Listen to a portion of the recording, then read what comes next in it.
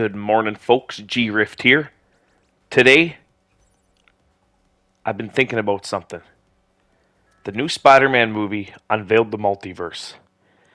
So that means somewhere in the beautifully crafted MCU, Nicolas Cage's Ghost Rider continues to rip around on a fiery bike right out of hell.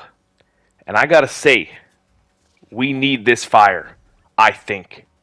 Now, I'm not sure why in 2007 they created this masterpiece of a movie just to completely scrub it out of the next decade of films. Iron Man, he's dope. Hawkeye, he's dope. Thor, electrifying. But Ghost Rider? Johnny Blaze? Whew, my boy brings the heat. Now, conspiracy theory time. Did they have to give Nic Cage the axe because he was too hot? When Captain America yelled, "Avengers, assemble!" in Endgame, would that little fiery ball of death have brought Thanos to his knees too quickly? Would Johnny Blaze being introduced into that final scene mean Iron Man was still alive? Now, I'm not a comic book junkie.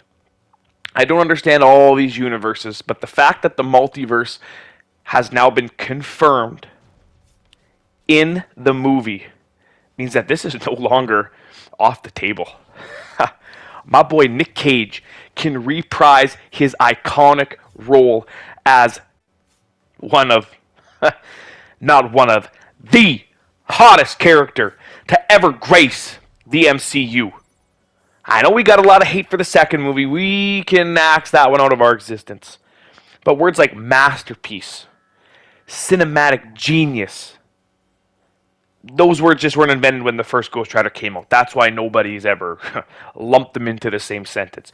But let me tell you, you want to talk about Ghost Rider grabbing an angry purple raisin by his throat and looking into his soul? You're telling me you don't think Nic Cage could do that? My man, he's got spikes that come out of his shoulders and a whip.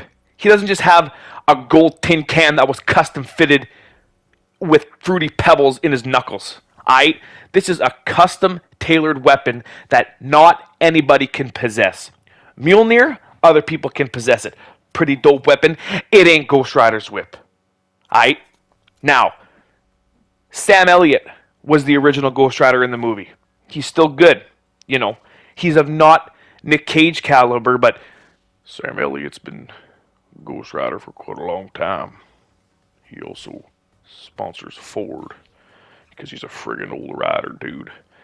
Now, we're going to take him out of the equation. He's old news. This dude's walking around a flame horse, which is good, but it ain't a motorcycle driven straight from hell. When Nic Cage peels rubber to defeat bad guys, we take notice. All right?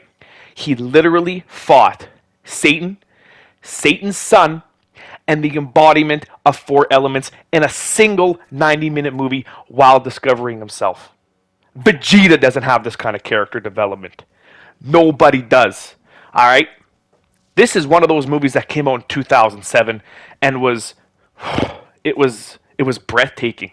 The CGI in it, if you could call it CGI, I'm convinced that was real. I think Nic Cage can bring that sort of intensity and give the illusion he is actually on fire. We're not going to talk about what extracurriculars it would take to bring him to that level, but I still do not think that was a CGI movie. That was live action, I swear. And the amount of leather was just unprecedented. When those spikes shot up for the first time, oof. Teenage boys everywhere said to themselves, I need a coat like that. Mom, it's almost Christmas time. If you could just under the tree, I really need that. I gotta fight crime. So, yeah, I'd like to bring Ghost Rider back into this conversation about most underrated MCU heroes. You know, Hawkeye's getting his own thing. Great. Jeremy Renner's fantastic. Black Widow's getting her own thing. She's fantastic. But we really gonna forget that Ghost Rider was on the verge of a trilogy? We're just gonna somehow forget that because the perfect culmination of 10 years of cinematography has made us forget? I don't think so. I think if we put a leathered up skeleton with abyss black eyes face to face with that angry ass Raisin, that buffed up Barney, that Ghost Rider would come up top. I was laying awake in bed last night in that cold sweat thinking to myself, you know, is this true? If you put in one room Josh Brolin with a hockey glove and 100 mil of CGI against Nic Cage, who on enough cocaine could probably become Ghost Rider, who takes that? Who takes that fight? The answer's clear. Johnny Blaze for the W. Thanks for stopping by. Peace.